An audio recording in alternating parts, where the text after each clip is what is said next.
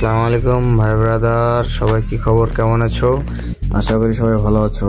আমি আমাদের জাতীয় স্মৃতিসৌধ ঘুরে আসলাম 12ই এপ্রিল। সেই উপলক্ষে আগে আমি স্মৃতিসৌধের ইতিহাসটা জেনে নেই। 1978 খ্রিস্টাব্দে শহীদ প্রেসিডেন্ট জিয়াউর রহমান স্মৃতিসৌধটি নির্মাণের উদ্যোগ গ্রহণ করেন এবং নকশা আহ্বান করা হয়। 1978 খ্রিস্টাব্দে জুন মাসে প্রাপ্ত 27টি নকশার মধ্যে সৈয়দ মইনুল হোসেনের গৃহীত নকশাটি গৃহীত হয় এবং 1979 খ্রিস্টাব্দে মূলত সেই স্মৃতিসৌধের নির্মাণ কাজ শুরু হয় এবং 1982 খ্রিস্টাব্দে বিজয় দিবস উপলক্ষে কাজ সমাপ্ত করা হয় এবং কি সেদিনই উদ্বোধন করা হয়। শহীদ প্রেসিডেন্ট জিয়াউর রহমানের এখানে অনেক প্রতিদান রয়েছেন এবং এই স্মৃতিসৌধ নির্মাণে সৈয়দ মইনুল হোসেনেরও অনেক অবদান রয়েছেন। সবথেকে বড় কথা হচ্ছে 1971 সালের সকল মুক্তিযোদ্ধাদের শহীদদের অনেক অবদান রয়েছেন, সেই উপলক্ষেও আপনারা জানবেন। এবং কি আমি ভিতরে যাওয়ার পর কি কি দেখে আসলাম, কি দেখলাম আর এখানকার কি পরিবেশ, সেটাও আপনাদের জানাচ্ছি। আপনাদের পাশে থাকার জন্য ধন্যবাদ। আশা করি সবাই ভালো আছেন। এরপরে আমরা যখন ভিতরের দিকে আগালাম সেই সম্পর্কে আপনাদের একটু বলতেছি, আপনারা একটু শুনবেন ভালো করে। আশা করি আমার ভিডিওটা আপনাদের ভালো লাগবে। আপনাদের সাপোর্ট পেলেই ভালো ভালো ভিডিও বানানো যাবে, ভালো জায়গা, ভালো প্লেস, আমাদের ঐতিহ্য, আমাদের বাঙালিদের স্মৃতি, বাঙালিদের ভালোবাসা, বাঙালিদের অনুপ্রেরণা সমস্ত কিছু উল্লেখ করা যাবে। এই ভিডিওতে দেখতে পাচ্ছেন ডান পাশে আমরা গণকবরের দিকে আগাচ্ছি। আমরা শুরুর দিকে ঢুকেছি, গেট পার হয়ে আসলাম। এটা পার হওয়ার পর আমাদের স্মৃতিসৌধের দিকে আগাবো। আর এখানে আমরা খুব একটা বেশি লোক যেতে পারিনি, আমরা 4 জন লোক গেছি। আমাদের একটু ব্যাকআপের প্রবলেম ছিল জন্য বেশি একটা লোক যেতে পারিনি। আর সবথেকে খারাপ লেগেছে আমার, যেটা একটা পবিত্র জায়গা, এখানে আমাদের শহীদদের স্মরণ করা হয়, এখানে এটা আমাদের ঐতিহ্য। আর এখানে মানে এমনভাবে কিছু লোকজন আসতেছে বা আসছে বা কেউ অনেকে ঢুকে পড়েছে, মনে হতেছে যে এটা একটা মানে নোংরখানা, এরকম অবস্থা করে পড়েছে মানুষজন।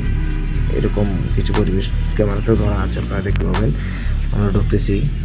সব থেকে গর্বের ব্যাপার যে বাঙালিদের একটা ঐতিহ্য, বাঙালিদের একটা ভালোবাসা, বাঙালিদের একটা স্মৃতি, 1971 সালের একটা আকাঙ্ক্ষা, আবেগ, ভালোবাসা, মুমূর্ষু মুহূর্তের স্মৃতিকে ধরে রাখার জন্য এই স্মৃতিসৌধ তৈরি করেছেন শহীদ প্রেসিডেন্ট জিয়াউর রহমান এবং কি তার নেতৃত্বে এটি কাজ শেষ হয়েছে। আমরা আরও সামনের দিকে আগাবো। আর আপনারা তো বাংলাদেশের ইতিহাস সম্পর্কে অনেকে অনেক কিছু জানেন, আর আমাদের স্বৈরাচারী শেখ হাসিনা আমাদের সঠিক ইতিহাসটা এতদিন জানতে দেয়নি, কারণ যা কিছু পড়ানো হয়েছে সব কিছু ওর বাপ, ওর দাদা, ওর খালা, ওর মামা, ওর চাচা, এই ফ্যাসিস্ট শেখ হাসিনাই একমাত্র শিক্ষা ব্যবস্থাকে ধ্বংস করে দিয়েছে। আমাদের ডক্টর মোহাম্মদ ইউনূস যখন আমাদের দেশে আসেন তখনকার পরিস্থিতি তো আপনারা সবাই জানেন। যাই হোক, ওনাকে সবাই সহযোগিতা করি, আমাদের এই দেশকে আরও সবুজ শ্যামলে ভরে প্রাকৃতিক সম্পদেই শুধু নয়, আমাদের সামরিক শক্তি সহ আমাদের দেশের বিভিন্ন শিল্প খাতে উন্নয়ন হবে ইনশাল্লাহ, এরকম আশা রাখি। শুধু তাই নয়, অলরেডি আমাদের বাংলাদেশে বৈদেশিক ইনভেস্টমেন্টের সংখ্যা অনেক বেড়ে গেছে। আমি সামনের দিকে আগাচ্ছি, আপনারা তো দেখতে পাচ্ছেন।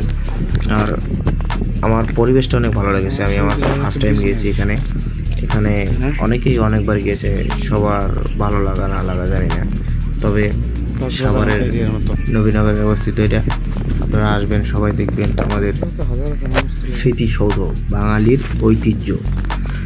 একসময় বিটিভিতে দেখানো হতো, বিটিভিতে সংবাদ পাঠের আগে এটি দেখানো হতো, কিন্তু বর্তমানে আর দেখানো হচ্ছে না। এটা খুব হয়, তবে দেখানো হয়, তবে এরকমটা না। তবে ইনশাল্লাহ আশা রাখি এখন থেকে আমাদের দেশটাকে ভালো একটা সুন্দর পরিবেশে সাজানো হবে। আমরা আগাচ্ছি, দেখতে পাচ্ছেন এখানে লেখা আছে শহীদ স্মৃতি অমর হোক, শহীদ স্মৃতি অমর হোক। আমরা এখন ডান দিকে গণকবরের দিকে আগাবো। আশা করি আপনারা সবাই বুঝতে পারবেন। আমরা ডান দিকে গণকবরের দিকে আগাবো এবং কি আপনাদের দেখাবো, সমস্যা নেই, আমি আপনাদের দেখাবো। এখানে গণকবর দেওয়া হয়েছে। আমাদের হাজারো ভাই বোনেরা এখানে শুয়ে আছেন। সেটা হচ্ছে শুধু গণকবরই নয়, এখানে যাদেরকে কবর দেওয়া হয়েছে তাদের সম্পর্কে কোনো তথ্য হয়তো বাংলাদেশ সরকারের কাছে ছিল না সেই সময়ে, যার কারণে সেটা শনাক্ত করা হয়নি। অশনাক্তকারীদের গণকবর এটা দেখতে পাচ্ছেন, কয়েকটি কবর আছে। আপনারা আমার ক্যামেরাতে কিছু বন্দি করা হয়েছে, সেই কটাই দেখাবো। আমরা খুব একটা দূরে যেতে পারিনি বা বেশি একটা সময় দিতে পারিনি, কারণ আমাদের নির্দিষ্ট একটা সময়ের মধ্যে থাকতে হয়। দেখতে পাচ্ছেন এখানে সবগুলোতে একই সিস্টেমে লেখা আছে। এখন ওটা বলতে পারতেছি না কি অবস্থা। আল্লাহ সবার মাগফিরাত কামনা করুক, সবাইকে জান্নাত দান করুক। আল্লাহর প্রতি দৃঢ় বিশ্বাস, শহীদদের জান্নাত দেন, এটা অনেক আলেম ওলামা ক্রাম বলেন। সেই হিসেবে আমিও অনেক সময় অনেক হাদিসে পেয়েছি যে শহীদদেরকে সরাসরি জান্নাতে পাঠানো হয়, এই আশাই রাখি। আমার ভয়েসটা খুব একটা ভালো না, বা আমার এডিটিং অ্যাপস বা ভয়েস এর যে নয়েজ সেটাও খুব ভালো একটা ব্যাকআপ দিতে পারি না, কারণ আমার তো খুব একটা নাই। কম্পিউটার বা পিসি ল্যাপটপ এসবের মধ্যে অতটা ইনভেস্টমেন্ট হয়নি এখনও। নতুন আমার চ্যানেল, আপনারা সবাই সাপোর্ট করলে আমি ভালো কিছু করতে পারবো। আর আমার চ্যানেলকে বেশি বেশি লাইক করুন, শেয়ার করুন, পাশে থেকে আমাকে বেশি বেশি সাপোর্ট করুন। আমাদের স্মৃতিসৌধ যে বাঙালির ঐতিহ্য, আমি ফার্স্ট টাইম এখানে এসেছি। এখানে সামনে ফুল এরকম পানির একটা ব্যবস্থা রয়েছে, আর ভিতরে শাপলা, আমাদের একদম প্রাকৃতিক সৌন্দর্য ভরপুর শাপলা আছে, যেটা দেখতে পাচ্ছেন আপনারা। এমনকি আমরা সামনে আগাবো আরও, এখন আর এদিকে না যাই। সবাই ভিতরে ছবি তুলতেছে, দেখতেই পাচ্ছেন। আর এটা কেমন ডিজাইনে বানানো হয়েছে আমি সব দিক থেকে আপনাদের দেখাবো, ডান বাম সব দিক থেকে দেখাবো। আমরা এখন সিঁড়ি পার হয়ে উঠবো আর কি, তারপরে আপনাকে পুরোটা দেখাচ্ছি। এই দেখতে পাচ্ছেন, এদিক থেকে এরকম ভিতরে প্রায় 20 ফিট, মানে এরকম ডিজাইনে বানানো হয়েছে যেন যে কোনো সাইড থেকে দেখলেই যেন এটার যে অ্যাঙ্গেলটা, সেই অ্যাঙ্গেলটা আমরা পেতে পারি। আলহামদুলিল্লাহ ডিজাইন করেছে, অনেক ভালো লেগেছে ডিজাইনগুলো। আপনাদের আর একটা গোপনীয় জায়গা দেখাচ্ছি। এখানে শুধু বাংলাদেশ মিলিটারি, অর্থাৎ বাংলাদেশ আর্মির সদস্যগণই এখানে যেতে পারবেন, অন্য কেউ যেতে পারবেন না। আর এখানেই নিচে আর্মিরাও থাকতে পারে। আর এখানে কি আছে সেটা একমাত্র আর্মি বলতে পারবে, জনসাধারণ বা অন্য কোনো বাহিনীর লোক এখানে ঢুকতে পারে না বা জানে না। আমরা এদিক দিয়ে একটু ভিতরে ঢুকে দেখছি ভিতরেটা কীরকম, খুব ভালো লেগেছে। আর এখানে রোদের তাপও ছিল অনেক, তখন 34 ডিগ্রি সেলসিয়াস তাপমাত্রা ছিল, খুব ভয়াবহ অবস্থা ছিল, শরীরে আমাদের কাঁপতেছিল। তারপরও আমরা যতটুকু করেছি ভিডিও করেছি। মানে এরকম একটা ডিজাইনে এটি তৈরি করা হয়েছে, যেমন বিভিন্ন ছবি বা বিভিন্ন মুভিতে এরকম দেখানো হয়, ওয়াল দেখানো হয়, এরপর বা এরকম মানে অনেক অনেক মুভিতে এরকম দেখানো হয় যে এত এরকম এরকম অবস্থা। ভালো লাগে, খুব ভালো লেগেছে আমার এখানে যে। আর আমার সব থেকে বড় কথা হচ্ছে যে আমার গর্ব হয়েছে, আমি বাঙালি, আমার বাংলাদেশের জন্ম হয়েছে। সেসব নিয়ে আমার আরো একটি গান গাইতে মনে হচ্ছে, সেটা হচ্ছে একটি গান গাবো। একবার যেতে দে না আমার ছোট্ট সোনার যেথায় দোয়েল ডাকে কুহু, মোয়েল ডাকে মুহু মুহু। আমার অতটা ভালো কণ্ঠ নয়, বা আমার অতটা ভয়েসটাও খুব একটা ভালো না। আশা করি আমার ধীরে ধীরে সব কিছু ঠিক হবে। আমি কথাটা অতটা ভালো স্পষ্ট করে বলতে পারি না, কখনো ভয়েসিং করা হয়নি। ইনশাল্লাহ হবে, সব কিছুই হবে। আপনারা যদি পাশে থাকেন তাহলে হবে, আপনারা পাশে না থাকলে তো কখনোই সম্ভব না। আর আমি সামনে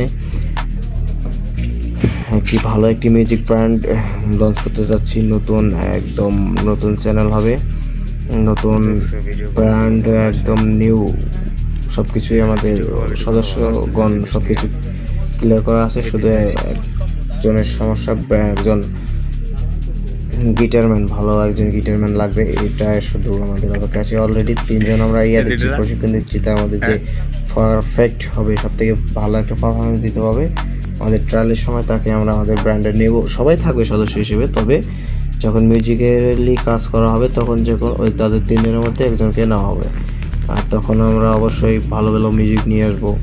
এখন মানে কি বলবো, এখন রুচিশীল মিউজিকের থেকে অরুচিশীল মিউজিক দেশে বা পৃথিবীতে ছড়িয়ে পড়েছে, কিন্তু আমরা চেষ্টা করবো রুচিশীল ভালো ভালো সুন্দর গান, রুচিসম্মত গান নিয়ে আসবো এখানে।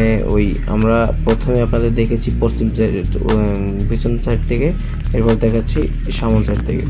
এখন আমরা এই স্মৃতিসৌধের পিছন সাইডে আসলাম, আপনাদের দেখাবো যে এখানে কি চলছে আসলে। হোয়াট ইজ দিস,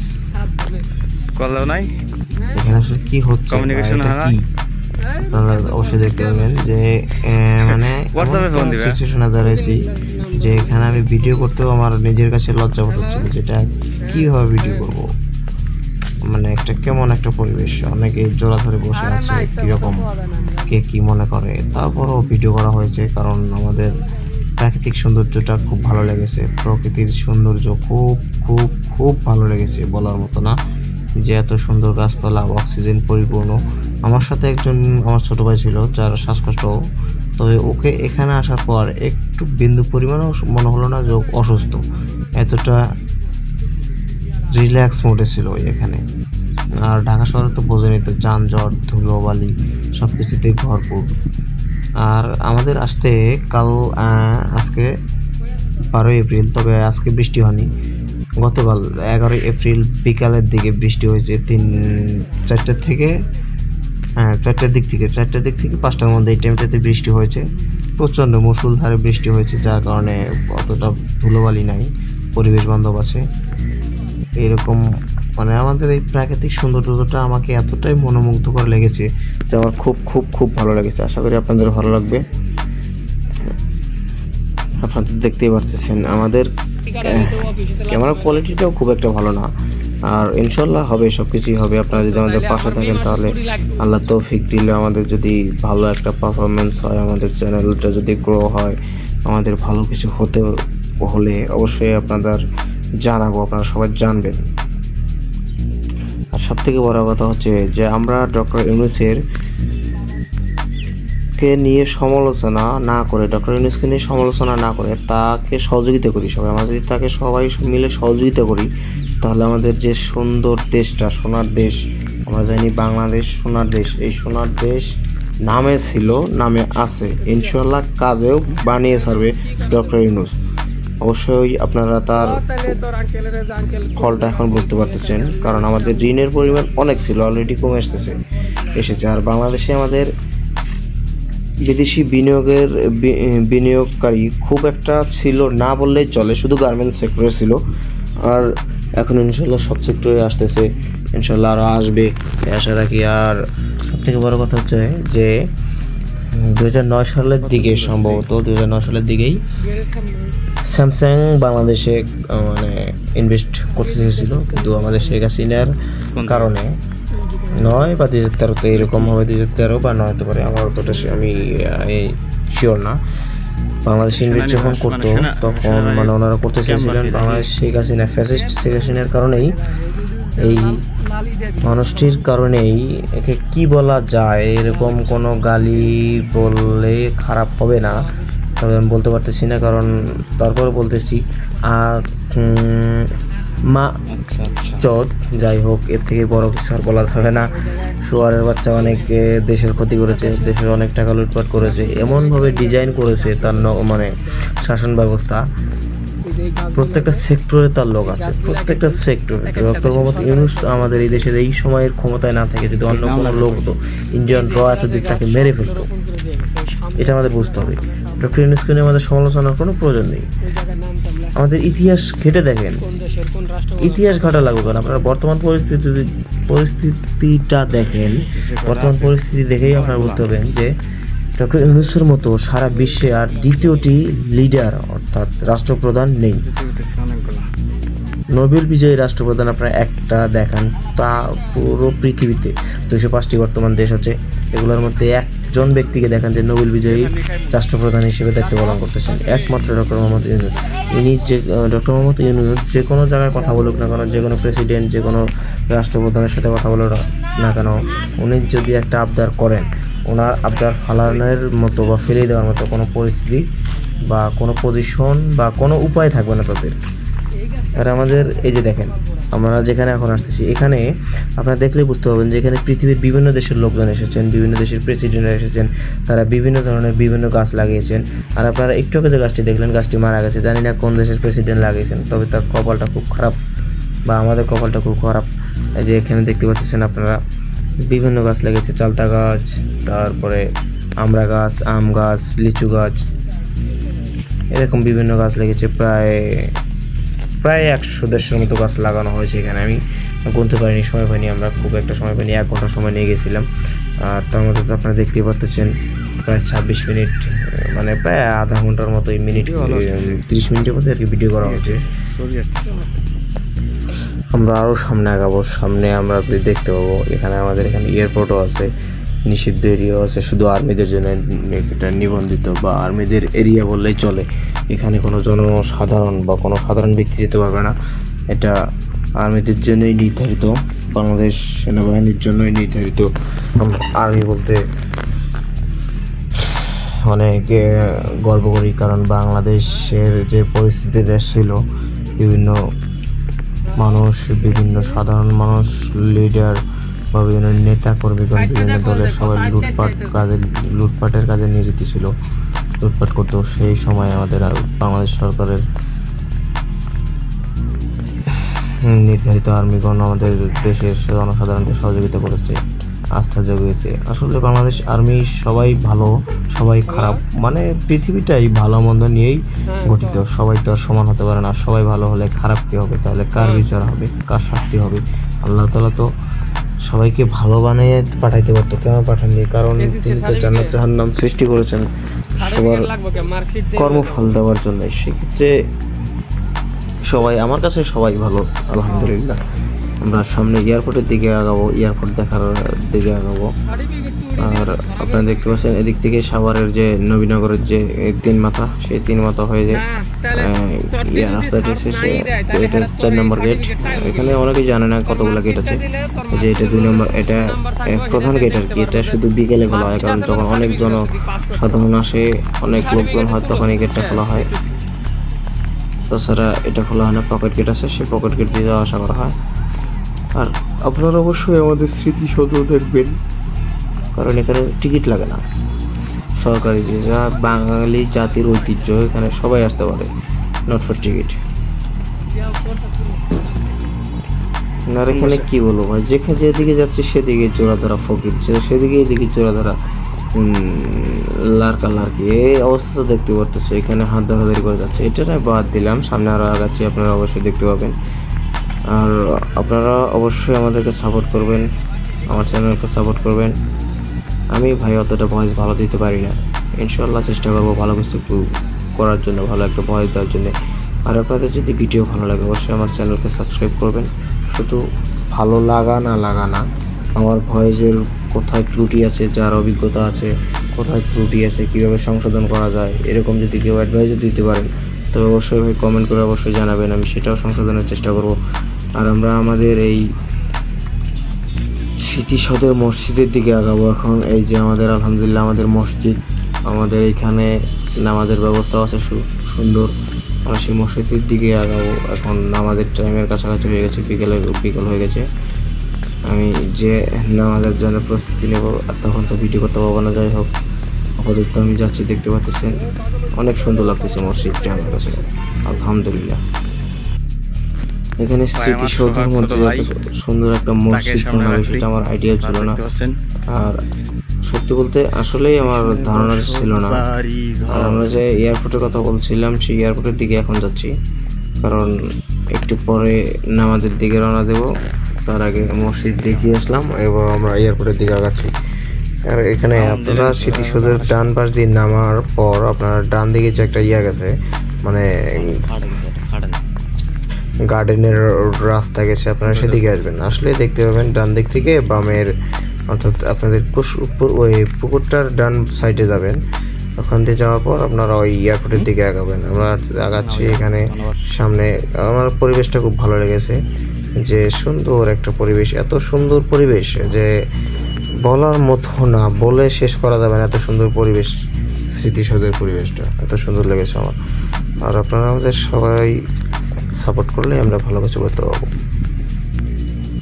আমি জানি এখানে আমার অনেকেরই আমার ভিডিওটা ভালো লাগবে না, তো ভাই কী করবো, আমাকে অবশ্যই জানাবেন যে আমার কী করলে আমার ডেভেলপ হবে, আমার ভিডিও, আমার ভয়েস, আমার ক্রিয়েটিভ সব কিছু। আমি নতুন ভিডিও বানাচ্ছি, আমার ভুল হতেই পারে, এজন্য আমাকে সবাই ক্ষমার দৃষ্টিতে দেখবেন। আমার ভয়েসটাও ভালো না, আমার কথা বলার স্টাইলটাও গোছালো না, অগোছালো।